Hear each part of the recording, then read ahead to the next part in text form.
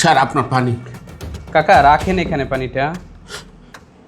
Sir আপনার এই ছবির সঙ্গে যে মেয়েটা, ওই মেয়েটা আপনার কে হয়? কেন কাকা? ও আমার হবু স্ত্রী। আমরা কিছুদিনের ভিতরে বিয়ে করতে যাচ্ছি। ও আমাকে খুব ভালোবাসে, আমিও ওকে খুব ভালোবাসি। আচ্ছা কাকা, আপনি হঠাৎ করে ওর কথা জিজ্ঞেস করতেছেন কেন? শোনেন স্যার, ও আমার একমাত্র মেয়ে। আপনার একমাত্র মেয়ে মানে? ও আচ্ছা, বুঝতে পারছি। মনে হয় আপনার মেয়ের মতো দেখতে, তাই আপনি মেয়ে বলতেছেন, তাই না? শোনেন কাকা, ও আপনার মেয়ে না, আপনার মেয়ের মতো দেখতে লাগে, তাই আপনি ভাবতেছেন আপনার মেয়ে। না না স্যার, ও আমার মেয়ের মতো না, ওটাই আমার মেয়ে স্যার। কি বলছেন আপনি? শুনেন কাকা, ওর বাবা মা কানাডা থাকে, ওর বিদেশে ভালো লাগে না, তাই ও বাংলাদেশে থাকে। আর আপনি সাধারণ একটা কাজের লোক, আর কাজের লোক হয়ে ওকে আপনি মেয়ে দাবি করতেছেন। শুনেন, এটা কিন্তু ঠিক না। ওর বাবা মা কোটি কোটি টাকার মালিক, আর ও আপনার মেয়ে কেন হতে যাবে?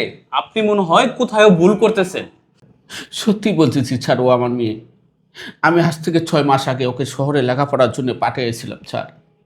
ও যে লেখাপড়া করতে এসে হারিয়ে গিয়েছে, তাকে আমি আর খুঁজে পাইনি স্যার। স্যার, তাতেও যদি আপনার বিশ্বাস না হয়, তাহলে আপনি একটা কাজ করেন, আপনি ওনাকে ডাকেন, ডাকার পর আমাকেও ডাকবেন।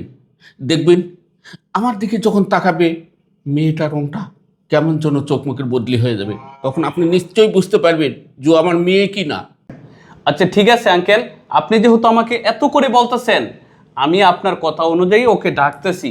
তবে আপনি যদি কথাগুলো সত্য বলে থাকেন তাহলে তো ঠিক আছে, আর যদি মিথ্যা বলে থাকেন তাহলে কিন্তু আপনার ব্যাপারে আমি কঠোর পদক্ষেপ নিতে বাধ্য হব, এবং আপনার চাকরিও কিন্তু এখান থেকে চলে যাবে। ঠিক আছে স্যার, ও যদি আমার মেয়ে না হয়, আপনি আমাকে যা শাস্তি দেবেন সেটাই আমি মাথা পেতে নিব। আচ্ছা ঠিক আছে, আপনি একটু ওয়েট করেন, আমি ওকে ডাকতেছি। হ্যালো, হ্যাঁ সুইটি, হ্যাঁ ভালো আছি। শোনো, একটা কাজ করো, তুমি এখনই আমার অফিসে আসো। হ্যাঁ হ্যাঁ হ্যাঁ, ইমার্জেন্সি।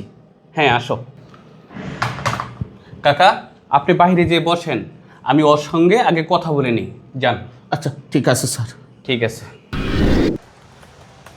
আচ্ছা, তুমি আমাকে ইমার্জেন্সি ডাকলে কেন? আজকে আমার ছুটির দিন, ভাবছিলাম একটু বের হব, তোমার ইমার্জেন্সি খবর শুনে তাড়াতাড়ি আসতে হয়েছে। হ্যাঁ, আমি তোমাকে ইমার্জেন্সি ডেকেছি, কারণ তো অবশ্যই একটা আছে। তোমাকে একটা সারপ্রাইজ দিব, স্পেশাল একটা মানুষের সাথে পরিচয় করে দিব। স্পেশাল মানুষের সঙ্গে দেখা করাইবা? আচ্ছা ঠিক আছে, তুমি তোমার স্পেশাল মানুষকে ডাক দেও, আমিও দেখি কি এমন স্পেশাল মানুষ যার জন্য তুমি আমাকে ছুটির দিনে বাসা থেকে অফিস পর্যন্ত নিয়ে আসছো। ডাক দেও। আচ্ছা ঠিক আছে, আমি তোমাকে দেখাচ্ছি আমার স্পেশাল মানুষটাকে, তুমি দেখে অবাক হয়ে যাবে। একটু ওয়েট করো। আঙ্কেল, আঙ্কেল একটু ভিতরে আসেন তো। এই যে দেখো, এই যে দেখো আমার স্পেশাল মানুষ। স্পেশাল মানুষ? উনি কে? উনাকে তো আমি চিনলাম না। উনি কে মানে? তুমি ওনাকে চিনতেছো না? না না না, উনাকে আমি চিনবো কি করে? উনাকে কি আমি কোনোদিন দেখছি নাকি যে উনাকে চিনবো? আর উনি কে? আরে তুমি ওনাকে চিনতেছো না? উনি হচ্ছে আমার অফিসের নতুন কাজের লোক। চা বানায়, নাস্তা নিয়ে আসে, অফিসের যা কাজ আছে সমস্ত কাজই কিন্তু উনি করে। আচ্ছা ঠিক আছে, বুঝলাম উনি তোমাদের নতুন কাজের লোক, উনি সমস্ত কাজগুলা করে। এটা দিয়ে আমি কি করব? তুমি দিলে তো শুধু শুধু আমার মুডটা নষ্ট করে, আমার ছুটির দিনটাও তুমি নষ্ট করে দিয়েছো। এ ফালতু একটা লোকের জন্য তুমি আমাকে বাসা থেকে অফিস পর্যন্ত নিয়ে আসছো। আমি আরো ভাবছিলাম একটু বাইরে যাব, শুধু শুধু একটা ফালতু লোকের জন্য আমার সময়টা নষ্ট করে দিলে।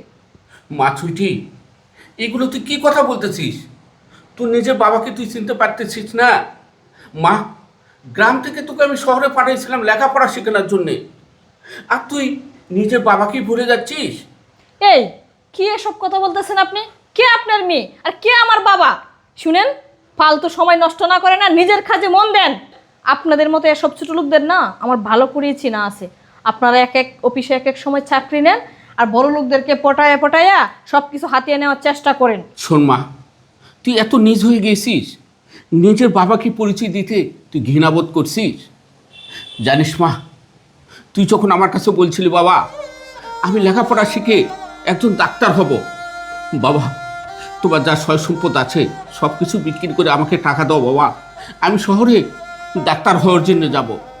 মা, তোর কারণে আমার 2 বিঘা জমি, বাড়ি, ঘর ভিটা সব কিছু আমি শেষ করছি, করে তোকে টাকা দিয়েছি, আর তুই শহরে এসে লেখাপড়া না শিখে এইগুলো করতেছিস।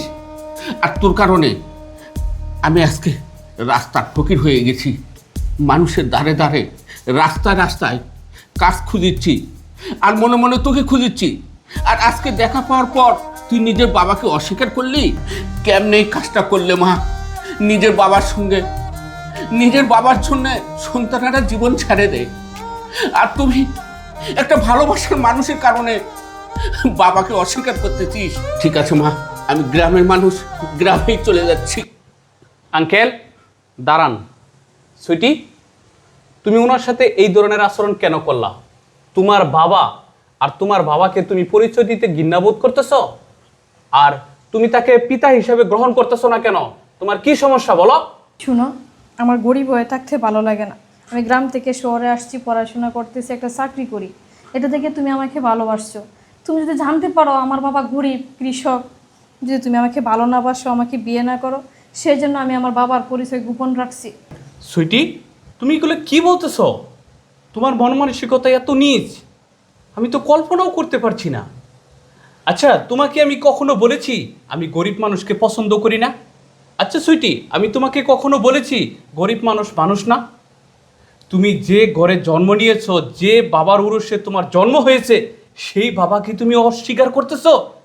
শোনো, আজকে আমার কোটি কোটি টাকা আছে, যার কারণে তুমি আমাকে ভালোবাসছো, বিয়ে করতে চাচ্ছ। আল্লাহ না করুক, কালকে তো আমার টাকা নাও থাকতে পারে, তখন তো তুমি আমাকে বিয়ে করবা না, তুমি আমাকে ছেড়ে চলে যাবা। আল্লাহ আমাকে বাঁচাইছে, তোমার মতো মেয়েকে তো বিয়ে করা যাবে না। বিয়ের আগে আমি সব কিছু জানতে পারছি। যে মেয়ে টাকার জন্য জন্মদাতা পিতাকে অস্বীকার করতে পারে, সে বিয়ের পরে আমাকে টাকা না থাকলে কি করতে পারে? এখানে তো সব কিছু ক্লিয়ার হয়ে গেছে। শোনো, আমি তোমাকে বিয়ে করতেছি না, তুমি এখনই আমার অফিস থেকে বের হও, আমাদের বিয়ে এখানেই ক্যান্সেল। শুনো, আমার ভুল হয়ে গেছে, আমাকে মাফ করে দাও। তোমাকে মাফ করা যায় না, তোমার মতো মেয়েকে মাফ করা যায় না। তুমি এখনই আমার অফিস থেকে বের হয়ে যাও, যাও বলছি। বাবা, আমি আসলে টাকার লোভে অন্ধ হয়ে গেছিলাম। আমি বুঝতে পারি নাই যে আমার যেখানে যোগ্য সেখানেই টাকা উচিত। আমি তোমাকে অস্বীকার করছি বাবা, আমি অনেক বড় ভুল করছি, আমি অনেক বড় পাপ করছি বাবা। সেই পাপের ফল আজকে আমি পেয়ে গেছি বাবা। বাবা, আমরা গ্রামের মানুষ, চলো আমরা গ্রামেই চলে যাই। ঠিক আছে মা, তোমার ভুলটা তুমি বুঝছো। শোনো মা, আল্লাহ যাকে যতটুকু দিয়েছে সেটা নিয়ে খুশি থাকা উচিত। কিন্তু তুমি যেটা করছো মা, এটা ঠিক করো নি। চলো আমরা গ্রামের মানুষ, গ্রামে চলে যাই।